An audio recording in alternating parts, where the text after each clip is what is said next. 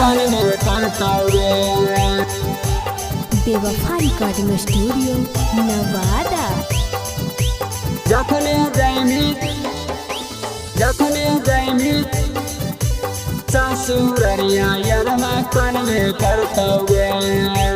Mix by Chhotelal बाबू। कानवे करतावे। होलिया में पियवा तोरा मनवे करतावे। होलिया में पियवा तोरा मनवे करतावे। जखने जैमी ससुररिया यरवा कानवे करतावे।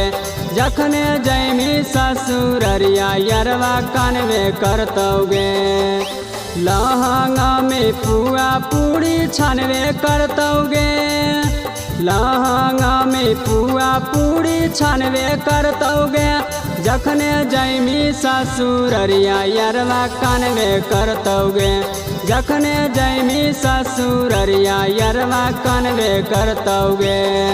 पीछे करिया पकड़ के रोबावे छौड़ी नहीं हरवा में यारवा गे। पीछे करिया पकड़ के रोबावे छौड़ी नहीं हरवा में यारवा गे।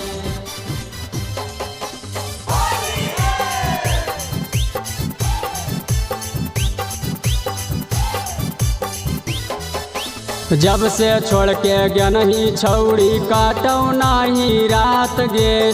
तो ही तो दरैना हमरा प्यार के यादात गे। प्यार के यादात गे। जब से छोड़ के गया नहीं छौड़ी काटौ नहीं रात गे। तो ही तो धरैना हमरा प्यार के यादात गे। थोड़िया में रांगा वाला गईवे करतौ गे। ढोढ़िया में रांगा वाला गईवे करतौगे। जखने जैमी ससुररिया यरवा कानवे करतौगे। जखने जैमी ससुररिया यरवा कानवे करतौगे। तोरे खातिर अब जीना है रनिया तोरे खातिर अब मरना गे। तोरे खातिर अब जीना है रनिया तोरे खातिर अब मरना गे। चलै बिहार नवादा घुमैबौ तोरा का कोलस के झरना गे।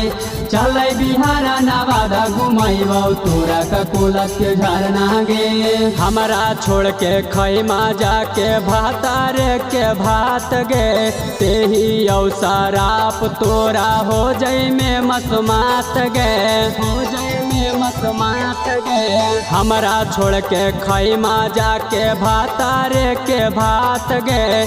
देही अवसराप तोरा हो जई में मसमात गे। आहिरा कुपेसर लाला जानवे करतौगे। आहिरा कुपेसर लाला जानवे करतौगे। जखने जैमी ससुररिया यरवा कानवे करतौगे। जखने जैमी ससुररिया यरवा कानवे करतौगे। Presented by बेवफा रिकॉर्डिंग स्टूडियो नवादा।